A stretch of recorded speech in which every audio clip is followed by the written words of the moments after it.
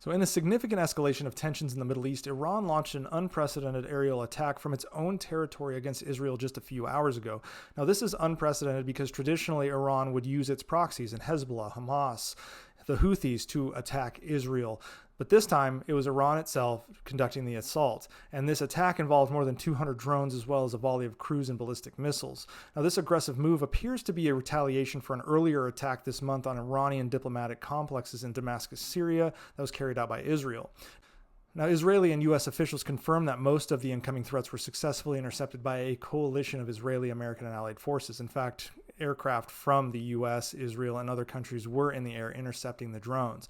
Now, the Iron Dome air defense system was activated as air raid sirens sounded across Israel, including over Jerusalem, where explosions were heard. Now, despite the extensive efforts here, a small number of missiles did manage to impact Israeli soil, causing minor damage to the Ramon air base in southern Israel. Tragically, this attack did result in serious injuries to a child due to shrapnel from an intercepted missile falling on the child.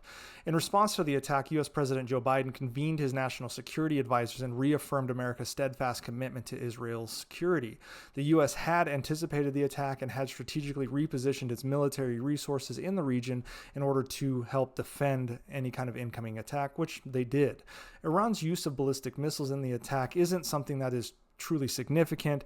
Their capabilities aren't necessarily great here, but the country does possess a large ballistic missile arsenal. In fact, it's the largest in the Middle East, with some capable of reaching up to 2,000 kilometers. But this isn't something that we haven't faced before. In fact, if you remember, Saddam Hussein in Iraq had Scud missiles that they were firing back in 1991. This capability in Iran, though, has been largely developed domestically. Although international sanctions have limited Iran's trade in ballistic missiles, those were lifted in October after the expiration of provisions under the 2015 nuclear deal. Now, Israeli President Netanyahu met with his security cabinet, and they have authorized a calculated response to Iran's aggression. Meanwhile, the United Nations Security Council is expected to convene at Israel's request to discuss the situation further. Iran's Islamic Revolutionary Guard Corps issued a stern warning to the United States, stating that any involvement against Iranian interests would elicit a decisive response.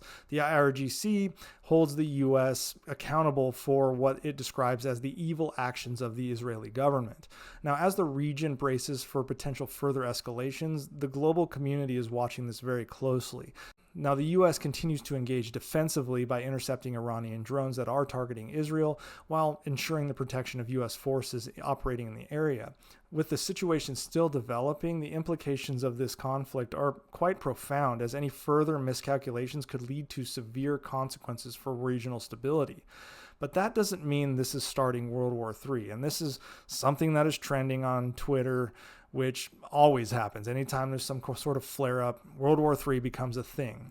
This was actually a pretty weak attack. Really, Iran's attack on Israel appears to be some sort of performative attack. And this is something that Michael Singh, who's a former senior director for Middle Eastern affairs at the U.S. National Security Council, said. He said, quote, "This is a slow-moving, thoroughly telegraphed, and ultimately unsuccessful retaliation.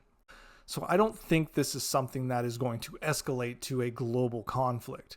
Israel said it expects further waves as part of the attack, as the events have yet to end, but they've already intercepted most of the attacks and have the capability to continue to intercept them while also executing their own response. It's worth noting that we're talking about Iran here, not Russia. Yes, Russia has Iran's back, sort of, to a point. The fact is, Russia doesn't want to jeopardize its efforts in Ukraine. And if Russia comes to the aid of Iran, it will force a U.S. response against Russia. And I'm not talking about a kinetic or violent response. I'm talking about U.S. Congress may be compelled to finally start aiding Ukraine a lot more, which is going to be problematic for the Russians. So this is not going to escalate into some World War III scenario. You have to remember that there have been many regional conflicts that involve the U.S. that didn't turn into a world war. Talking about Iraq, Afghanistan, Vietnam, Korea. All of those took place as regional fights, and none of them turned into World War III, and I don't see this turning into World War III either. I see this turning into potentially a tit-for-tat escalation between Israel and Iran. Unless cooler heads prevail, then yes, maybe a regional war will break out, in which case Iran will probably be in pretty dire straits because Israel is far more powerful than Iran in the region there.